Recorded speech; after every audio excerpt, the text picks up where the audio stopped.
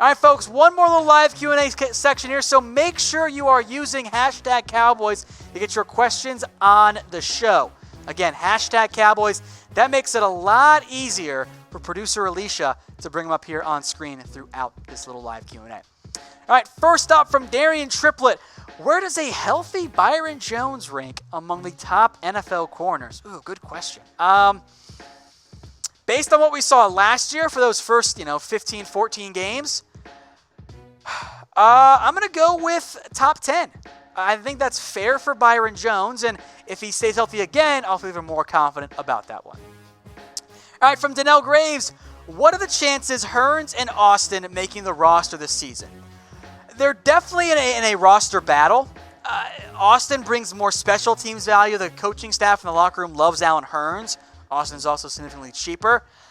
I don't know if we're going to see both of them on the roster, but I do think you'll see one of them. Not totally convinced which one it is yet. All right, from Country Music in Dallas Cowboys 21_4, Cowboys trade Taco to the Browns for a 5th-round pick.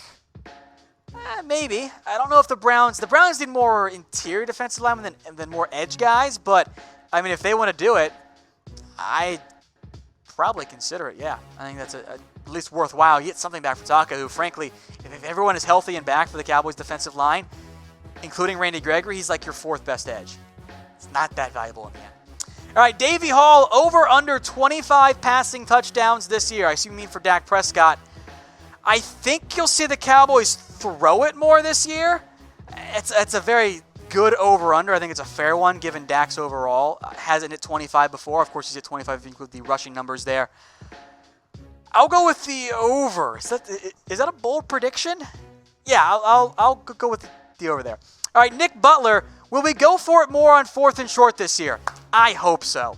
I am of the mindset that you should always go for it on 4th down. Well, maybe not always, but within reason, go for it on 4th down there. So that's a call that's up to Jason Garrett. He typically isn't the most aggressive coach, but I hope that changes with Kellen Moore in his ear this year. All right, from CAC0461, is there a chance we trade Zeke? Depends. Are you trying to win games this year? If so, the answer is no. The Cowboys' offense, the way it's constructed, kind of needs a Zeke Elliott right now, and there is no one on the roster behind him to truly replace him. So I would be very surprised if you see Zeke Elliott get traded by the Dallas Cowboys. Benjamin Johnson, how many snaps will Kerry Hyder see if he makes the team? Ooh, good question. I kind of lean towards Hyder making it. He's very much on the roster bubble there. He'll be a rotational defensive end, so somewhere in that 15 to 20 range. Frankly, he might need a Taco Charlton snaps at that point. That sounds about right, that 15-20 figure. He won't start. That's DeMarcus Lawrence and Robert Quinn for sure. Viper9354. Do you think the new offense, we will see more passing and a little less running on 1st down? I think the offense held back Dak. I couldn't agree more, Viper. I hope and expect we see that. If you run play action on 1st down the few times the Cowboys did it last year, it worked really well because the defense always bites on it because they fear Zeke. And the Cowboys run the ball a lot. So I do hope we see more passing downs. It's a lot easier in general to try and go against the grain with what the defense expects you to do. So I like the idea of throwing it on 1st down. The Cowboys in the past have preached 3rd and manageable, which isn't really a thing. And the best way to manage 3rd down is just to never be in one. So I hope you see more passing on early downs and kind of keep the defense off balance this year. Toni W, do you think Byron Jones will get paid after this year? And is there still a chance we sign Eric Berry? Start with the Byron Jones one. Someone will pay him, yes. I am no longer as convinced as I once was that it'll be the Cowboys. I think a lot depends on how he plays, and beyond that, it makes it easier to re-sign with Dallas if you want to take less money. Like I kind of suspect Jalen Smith will. If Byron wants 16, 17 million, which I think is a fair asking price for him, I'm not quite as convinced. A lot depends, I think, on Chris Richard, too. And as for Eric Berry, as I mentioned earlier, I wouldn't get your hopes up. I do not think the medical checked out, and that's why nobody has signed Eric Berry. Shankopotamus, Stephen Jones says Dak needs to sign a team-friendly contract.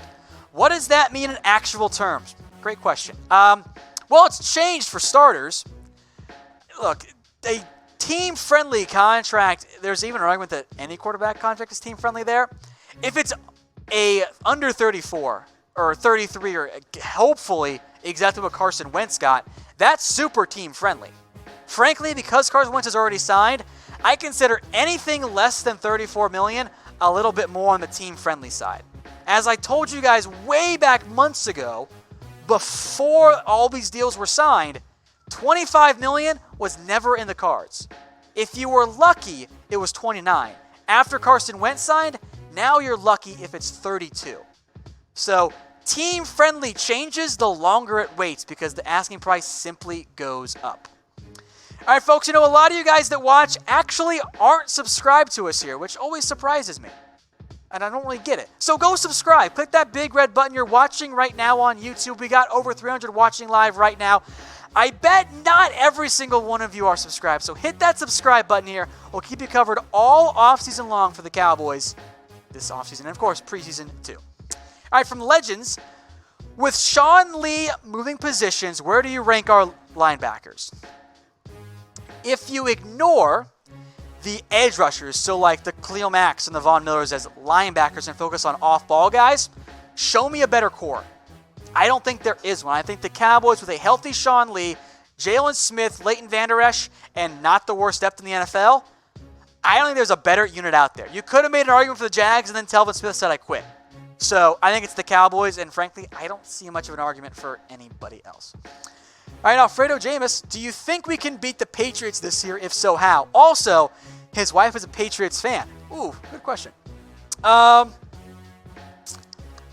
have to really run a not quite flawless, but near perfect execution. You have to not necessarily control the clock, but limit Brady when you can.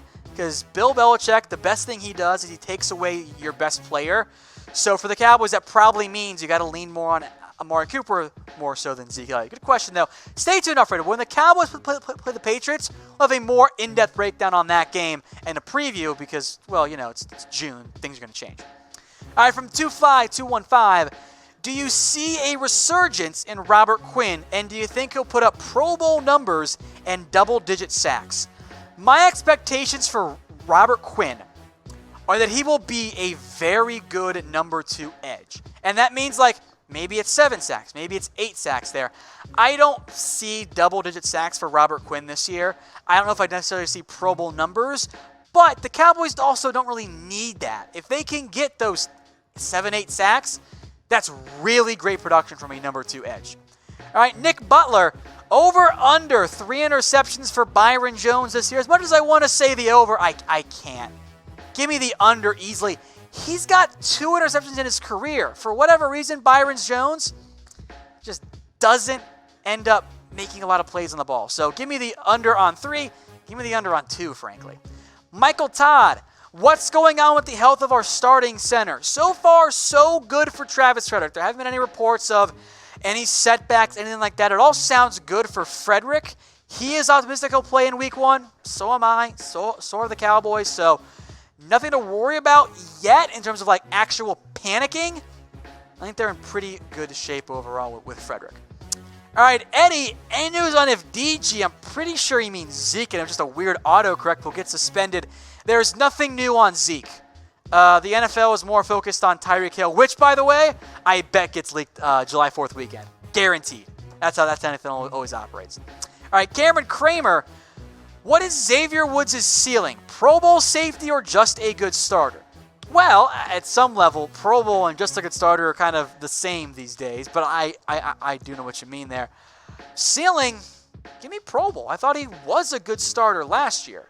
So give me Pro Bowl as ceiling this time around. Benjamin DeCleric, who among our defensive backfield makes the next step towards becoming a ball hawk and making massive interceptions? I kind of think it's the guy we just mentioned. I think it's Xavier Woods.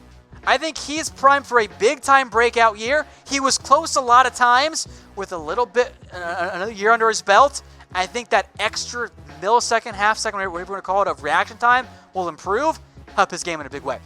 All right, Michael Andrews. Will we see changes on defensive play calling change with offenses that do zone running? The Rams exposed us. Good question. I don't know. I think that the hybrid defensive coordinator system of Rod Marinelli and Chris Richard, they want to run their scheme. It's gotten them into issues before against like the Seattle Seahawks, for example, too. So I don't think you'll see a ton of changes. I think in particular, getting Antoine Woods healthy and the rest of the defensive line healthy will actually be a big boost on that side of it. All right, Ronnie Cox. Who's better, Cooper or Julio Jones? I love Amari Cooper. It's Julio, though. Julio is one of the top 5 receivers in the NFL. Amari's maybe more of that top 10 range. So, sorry, Cooper. All right, from Joe again. Do you think D-Law will be ready for the season opener? I do think you'll see DeMarcus Lawrence active in Week 1. The timing works out in the end for his offseason shoulder surgery. I'm not overly concerned about it, and we've seen Tank play with a torn shoulder before. I think he'll be fine in the end. So I'm not panicking quite yet here as it relates to DeMarcus Lawrence not being ready to go for Week 1. I think he'll be just fine. All right, folks, what is your favorite drink? Let me know in the comments section here. What is it? Is it an alcoholic beverage? You can put that in there too. Is it beer? Is it just plain water? Is it a soda? Let me know in the comments section. I'll give some shout outs here as well. Let me know what your guys' favorite drink is. I know there's some delay, so we'll wait just a couple of seconds here to actually get that in here as I wait. Swaggy D says Sprite, always a good choice there. It's better than 7-Up, you know? That's a plain fact there. So Country Music says Miller Lite and Mountain Dew. I like those. Davey says sweet tea. Frankly, not one of my focus points there. All right, Benjamin Johnson. Could Gallup be Juju Smith-Schuster good this year? That's a big step forward. I wouldn't anticipate seeing that level of growth from Michael Gallup. I think that's just a little bit too much to ask there. All right, Jason Crawford, NFL Network, said the Eagles are going to beat the Patriots this year due to the results of the Super Bowl 2 years ago. That logic doesn't really track at all for me, so I agree with you there, Jason. All right, how are the Eagles going to beat the Pats, but the boys are better? Jason, great question. I don't know. That logic does not track for me. Those rosters are so different now that I really don't think it makes sense to try and compare the two and say, well, 2 years ago they won, so they'll win again this year. That logic just does not flow for me. By the way, shout out Jared Bird, who I got your name wrong, I'm sorry. He says code RED. Also, folks, speaking of shout outs, shout out your area code in the comments section. Let us know where you're from. I am now in the 972 in Dallas, but my phone does still say 513 back in Cincinnati, so a little bit of 2 different options. So put that area code in the comments section, folks, and we'll put this on loop for you guys if you missed anything here live on YouTube. Hey, Cowboys fans, thanks for watching the Cowboys Report. If you haven't already, click right here to subscribe to our channel for all the best Cowboys coverage on the internet. That's news, rumors, highlights, mailbags, film studies, and a whole lot more. And I'm making your lives a little bit easier as well with the next Cowboys Report video right here.